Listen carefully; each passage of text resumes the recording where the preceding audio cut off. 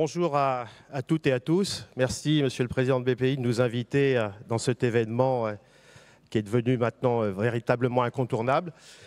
Et moi, on m'a demandé en 8 minutes de vous dire en quoi je peux considérer que le sport est un domaine dans lequel il est intéressant d'investir.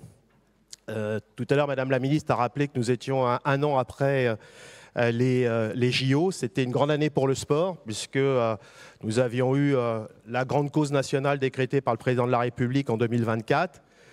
Et puis ce moment sportif magnifique avec les Jeux olympiques, les Jeux paralympiques, là aussi en 2024, qui ont été, je crois, un succès à la fois d'organisation, un succès sportif, un succès économique, puisque même cette année, j'ai vu qu'il y avait une hausse du tourisme de 10% sur Paris, dont on peut estimer qu'une partie revient à cette organisation des Jeux olympiques à Paris. Et donc un formidable succès d'image pour la France et le sport français.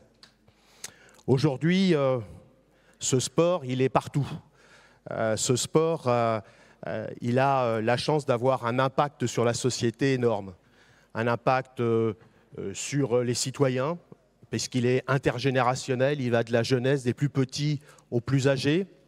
Il a aussi un impact géographique, parce qu'il part du local, de nos clubs, de nos bénévoles, de nos associations sportives, jusqu'au niveau national, avec nos fédérations, nos entreprises partenaires, et puis au niveau international, avec les grands événements sportifs, mais aussi ce qu'on appelle le soft power, c'est-à-dire le sport qui prend une dimension géopolitique dans les mains d'un certain nombre d'États qui utilisent ce sport pour mener des politiques qui leur semblent utiles. Investir dans le sport aussi, c'est investir dans un secteur où il y a de multiples entrées. Vous connaissez bien évidemment la pratique sportive, mais elle a de multiples déclinaisons. C'est le sport santé, le sport technologie, ce sont les infrastructures, ce sont les technologies, l'événementiel, l'éducation, tous ces éléments qui permettent de rentrer par différentes entrées sur le monde du sport. Et un des moindres, Pierre-Antoine Capton, c'est évidemment les médias, qui ont été ici un élément d'accompagnement extrêmement important pour notre secteur d'activité. Et donc, à la fois avec cet impact sur la société, avec ces multiples portes d'entrée, le sport, je le crois, est un formidable secteur d'opportunités d'investissement. Or, aujourd'hui, ces investissements, me semble-t-il, sont encore sous-exploités. C'est pour ça qu'il y a un vrai intérêt à venir s'investir dans le monde du sport. D'autant plus que c'est un secteur en forte croissance. Aujourd'hui, le sport, c'est près de 70 milliards de contributions à notre PIB, c'est 2,6 du PIB français, mais c'est aussi près de 450 000 emplois qui sont dans ce secteur du sport. Et rien que dans la branche du sport, c'est 200 000 emplois qui sont générés par l'activité sportive, avec un taux de croissance de près de 7% en moyenne par an depuis 10 ans. Et donc on voit bien toute cette dynamique du sport qui s'est mise en place petit à petit et qui en fait un secteur aujourd'hui où non seulement il y a de la croissance, mais évidemment en parallèle il y a de l'emploi. C'est un secteur aussi qui a, je crois, un impact très fort sur l'ensemble de nos territoires. C'est un secteur de dynamisme en termes de transformation urbaine. Pensons notamment à l'ensemble des secteurs ou des grands événements qui ont permis des transformations de nos régions, de notre pays. 1992, Albertville, ça a permis, ces Jeux olympiques d'hiver, de désenclaver toute une région. 2016, l'Euro de football, près de 2 milliards d'investis dans des infrastructures de stades.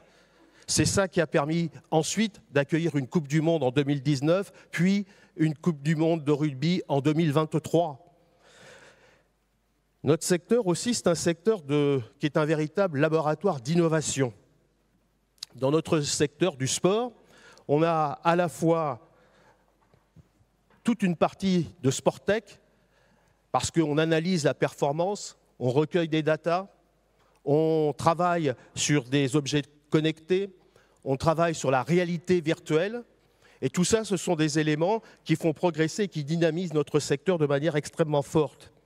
Nous avons tout le secteur de l'e-sport qui suscite beaucoup d'investissements et beaucoup de croissance aussi dans des secteurs qui sont parallèles à notre secteur du sport. Et puis on a, puisqu'on travaille sur les corps, tout un secteur de la recherche médicale, avec la préparation physique, avec la nutrition, avec tous ces éléments qui permettent d'améliorer la performance.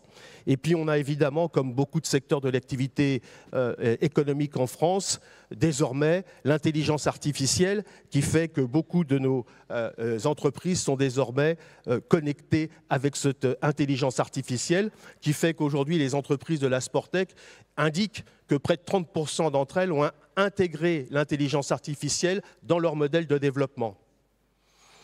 Alors, cela étire évidemment une diversité de profils pour les investisseurs. On a aujourd'hui un peu plus de 680 start-up dites de la Sportec qui sont investies. Madame la ministre le rappelait tout à l'heure, c'est près d'1 milliard de fonds qui ont été levés ces dernières années pour venir. Et au niveau mondial, on est à 32 milliards d'investissement dans le secteur du sport. Parce que ce qu'on dit pour la France, c'est vrai partout pour la planète. Les grands indicateurs montrent que le secteur du sport est un secteur d'avenir. Nous avons évidemment du sponsoring, qui est une autre façon, à côté de ces startups, de venir dans le sport. Là aussi, dans le monde, c'est près de 114 milliards de dollars qui sont investis en sponsoring dans le monde du sport. C'est des chiffres assez importants et qu'on retrouve déclinés au niveau plus français. C'est Roland-Garros avec 100 millions d'investissements en sponsoring. C'est LVMH pendant le Paris 2024 avec là aussi près de 150 millions d'investissements. Donc un secteur qui permet à tous, et de manière plus récente, toute la private equity qui est venue dans notre secteur. Moi j'en connais un plus particulièrement, qui est CVC, un fonds qui s'est investi d'abord dans la F1, en mettant à peu près 1,7 milliard et puis en ressortant avec 8 milliards, mais qui aujourd'hui s'investit dans des ligues ou dans des clubs. Et donc on a une diversité très importante de partenaires. Et puis il y a peut-être un supplément d'âme dans le sport. C'est aussi ce qu'il permet en termes d'intérêt général auprès de l'ensemble de la société. Le sport, c'est ce supplément d'âme dans les investissements. Nous avons fait des études pour montrer que la pratique sportive évitait un certain nombre de coûts à la société. Aujourd'hui, l'inactivité sportive, c'est évalué à près de 140 milliards de pertes de dépenses pour la nation. Eh bien, lorsqu'on investit dans le sport, on participe aussi à éliminer tous ces coûts évités en matière de délinquance, en matière de productivité dans les entreprises, en matière d'éducation, qui font que des études viennent de montrer que 1 euro investi dans le sport, c'est 13 euros d'économiser pour la société. Et donc, pour toutes ces raisons, je crois que si vous investissez dans le sport, c'est que vous avez misé sur la société de demain. Merci.